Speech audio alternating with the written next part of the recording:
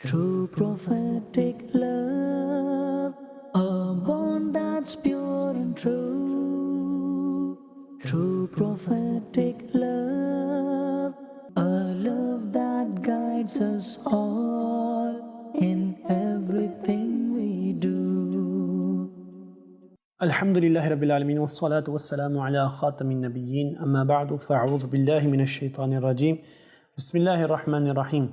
As-salatu wassalamu alayka ya Rasulallah wa ala alika wa ashabika ya Habiballah. As-salatu wassalamu alayka ya Nabiyallah wa ala alika wa ashabika ya Nurallah. Sayyiduna Jibreel alayhi salatu wassalam humbly said to the Prophet sallallahu alayhi wa sallam that Allah subhanahu wa ta'ala says, O Muhammad sallallahu alayhi wasallam, are you not pleased with this thing that when your ummati send salam upon you one time, I send salam upon him tenfold? Subhanallah. Sallu ala al-Habib sallallahu ta'ala ala Muhammad sallallahu alayhi wa alihi wasallam. My dear viewers of Madani Channel, we were learning about the sacrifices of the Sahaba alayhim ridwan. Another one of the Sahabi of Rasulullah sallallahu alayhi wa sallam is Sayyiduna Abu Salma radiyallahu ta'ala an, who is Sahibul Hijratain. Sahib meaning the possessor of, Hijratain. Hijra means one hijra, so Hijratain means two hijras. Meaning he migrated to Habasha first, Abyssinia, which we mentioned previously, and then he migrated to Madinatul Munawwara. When he was going to migrate to Madinatul Munawwara, he took his only son and his wife, Sayyidatuna Salma radiyallahu ta'ala anha, with him, and they were about to leave for Madinatul Munawwara. When the maternal tribe of Banu Mughira, they stopped Sayyiduna Abu Salma radiyallahu ta'ala an, and they said, be cautious, we will not let you take our daughter Salama with you. And so they forcibly took Sayyidatuna Salama radiyallahu ta'ala anha and the son of Sayyidina Abu Salama radiyallahu ta'ala an, so that they would stop Sayyidina Abu Salama radiyallahu ta'ala an from migrating to the Prophet sallallahu alaihi wasallam. But little did they know that this was a lover of Rasulullah sallallahu alaihi wasallam, and he loves Rasulullah sallallahu alaihi wasallam more than his wife and his child. And so when this happened, Sayyidina Abu Salma radiyallahu ta'ala an, he departed and he left his wife and his child in Makkatul Mukarramah. And then what happened? The tribe of Sayyidina Abu Salma radiyallahu ta'ala an, they took the son of Sayyidina Abu Salama radiyallahu ta'ala an from his mother, and they said, okay, fine, the daughter is yours, meaning Sayyidatuna Salma, but the son is ours. And so like that, Sayyidatuna Salma radiyallahu ta'ala an, she was now neither with her husband and neither with her beloved child. And in this situation, she spent a whole year without her husband and without her beloved child. And finally, when her cousin, he managed to convince the tribe to let Sayyidatuna Salma radiyallahu ta'ala anha travel to Madinatul Munawwara. When they were convinced, she radiyallahu ta'ala anha, she departed and she went and she traveled to Madinatul Munawwara alone with her child. Now, perhaps today it may sound like something easy to say, that a woman traveling alone with her child, but at that time when there was no cars, there were no forms of these great transports, without air conditioning, without fast wheels, they would travel on a camel in the heat of the Arabian Peninsula. And so this whole incident of Sayyidina Abu Salma and Sayyidatuna Salma radiyallahu ta'ala an, that Sayyidina Abu Salma, not just once he migrated twice. Once to Habasha and once to Madinatul Munawwara. And when he's going to Madinatul Munawwara, he's being forced to leave his wife and his child behind. And in such a situation, he leaves his wife and his child behind. And then he travels to Madinatul Munawwara, whilst the wife, on the other hand, Sayyidatuna Salma radiyallahu ta'ala anha, she also, when it's her time to travel, now she travels alone with her child to Madinatul Munawwara, trusting Allah subhanahu wa ta'ala, out of love for Rasulullah sallallahu alayhi wa sallam. So these are some sacrifices of the Sahaba alayhim ridwan. These are the things that they gave up, and how much can we give up? This is the question that we should ask ourselves. This was until the migration. Aside from this, there have been many incidents mentioned when the Rasul sallallahu alayhi wa sallam, he sent some Sahaba alayhim ridwan on an expedition. And so likewise there is one companion of Rasulullah sallallahu alayhi wa sallam, Sayyidina Abdullah bin Unais radiyallahu ta'ala an. There was a man called Salam bin Abu al-Haqiq, and he was a great enemy of Allah and His Messenger sallallahu alayhi wa sallam. He encouraged and he ignited the tribe of Banu Nadir to fight against the Prophet sallallahu alayhi wa sallam. And so Rasul sallallahu alayhi wa sallam, when he assessed the situation, the Prophet sallallahu alayhi wa sallam, he commanded Sayyidina Abdullah bin Unais radiyallahu ta'ala an and some other companions alayhim ridwan to go and finish him off. And of course this was out of wisdom, because if Salam bin Abu al-Haqiq was left to do whatever he wants, then he would have ignited more flames and more tensions against the Muslims. So it was out of the wisdom of Rasulullah sallallahu alayhi wa sallam and his beautiful hikmah that he sallallahu alayhi wa sallam, he commanded Sayyidina Abdullah bin Unais radiyallahu ta'ala an to stop this person from whatever hatred he was spreading. And so this group of Sahaba alayhim ridwan, who were led by Sayyidina Abdullah bin Atiq radiyallahu ta'ala an, they went out for this mission. And they would travel in the night and they would rest in the day until they finally reached the fort of Salam bin Abu al-Haqiq. Now when they entered, it was at night time and it was pitch dark. They couldn't see much. And the wife of Salam bin Abu al-Haqiq, she woke up and she saw that there were the warriors of the Muslims ready to attack. And one Sahabi radiallahu ta'ala, he scared her off to not shout and not scream, because they were here to finish off a particular person and not everyone else. And so Sayyidina Abdullah bin Unais radiallahu ta'ala an, he managed to finish off this person, Salam, and then they rushed back to the Prophet sallallahu alayhi wa sallam to inform Rasulullah sallallahu alayhi wa sallam about what had happened. When the Prophet sallallahu alayhi wa sallam saw the beautiful and shining faces out of happiness, the Prophet sallallahu alayhi wa sallam, he said, "Aflahatil wujuh." He said, these faces are successful.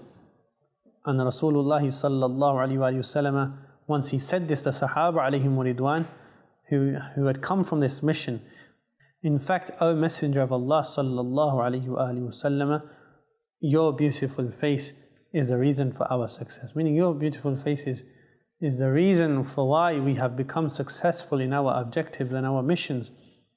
Subhanallah. And that we have fulfilled the mission you assigned for us.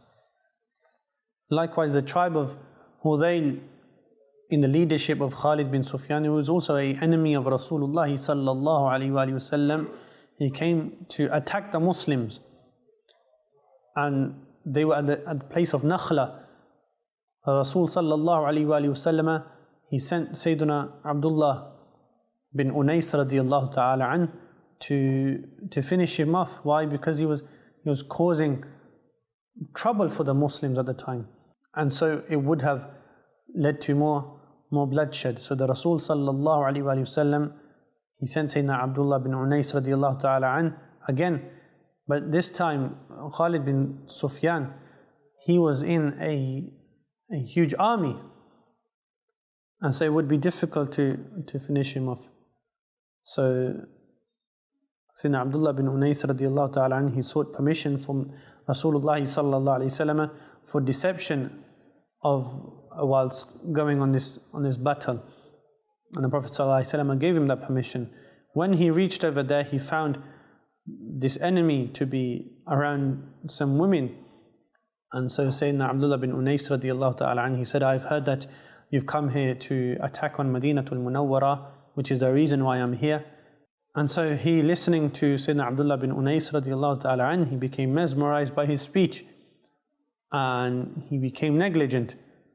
And what happened after that? Sayyidina Abdullah bin Unais radiallahu ta'ala anhu, he also finished him off. And by the time people came and the women were shouting who had assassinated him, Sayyidina Abdullah bin Unais radiallahu ta'ala anhu, he had fled the scene and he had gone back to Madinatul Munawwara to inform his beloved Messenger sallallahu alayhi wasallam about successful mission. So these Sahaba alayhim ridwan, apparently this may seem like a story or just an incident, but these are true facts. These Sahaba alayhim ridwan, when they went into the enemy lines, what kept them firm at that time?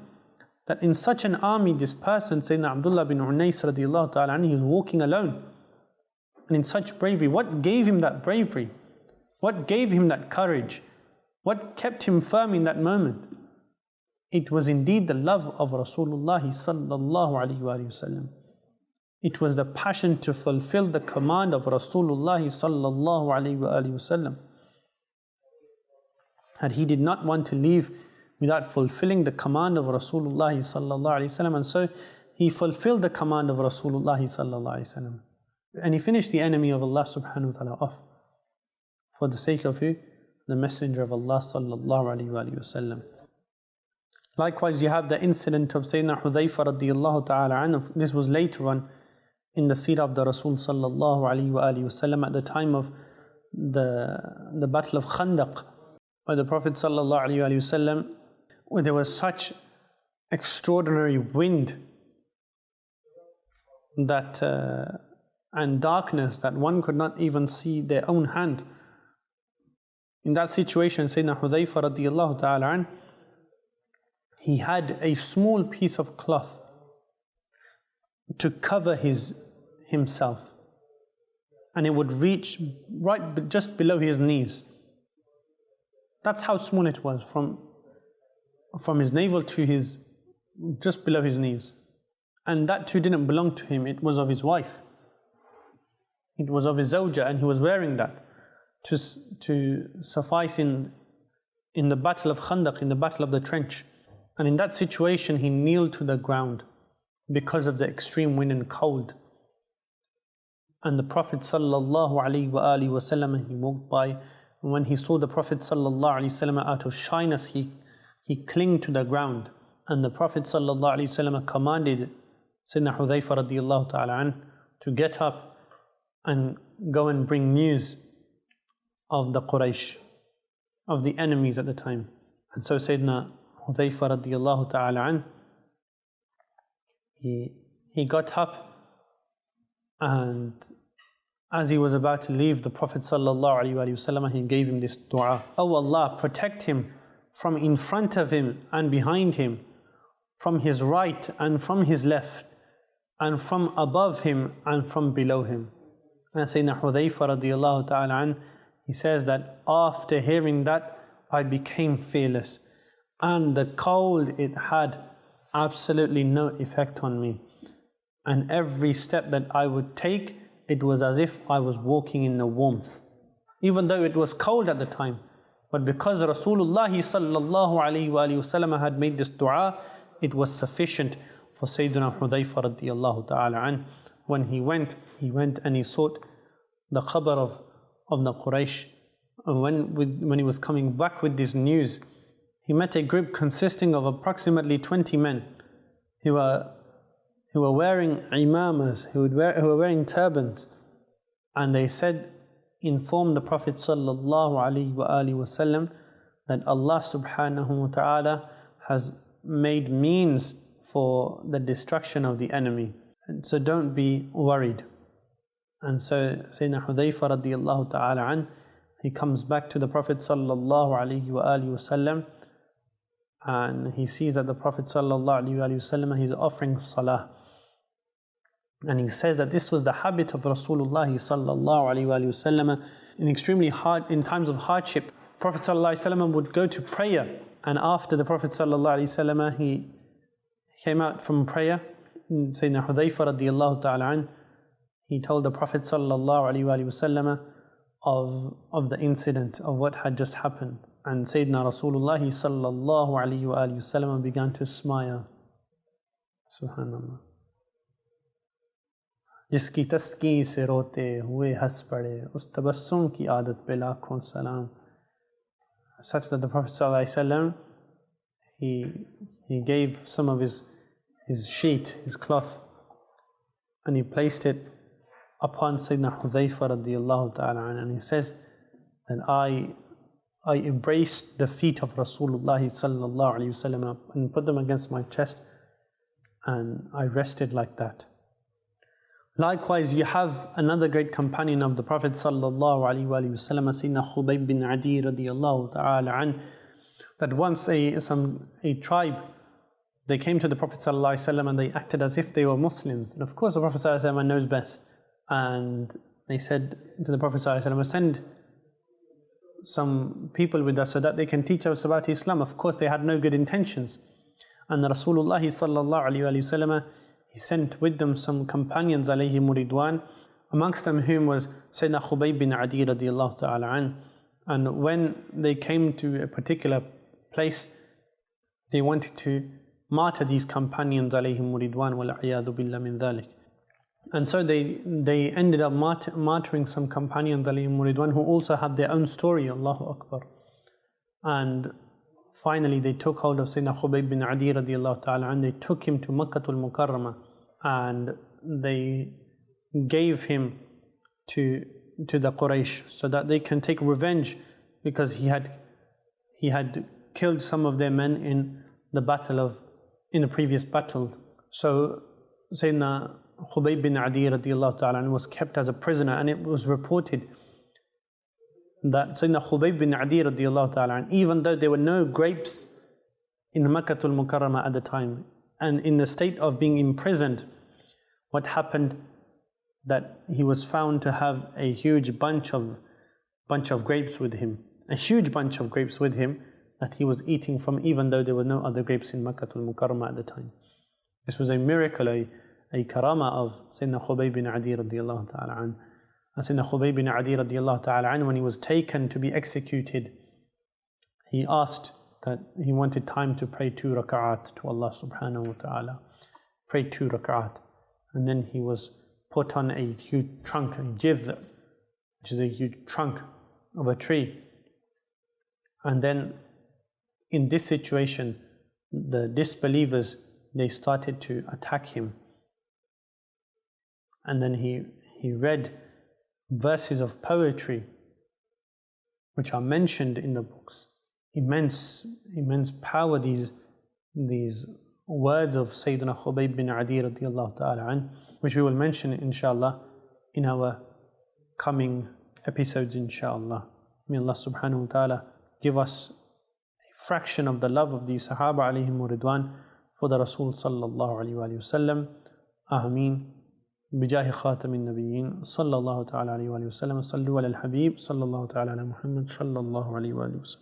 True prophetic love, a bond that's pure and true.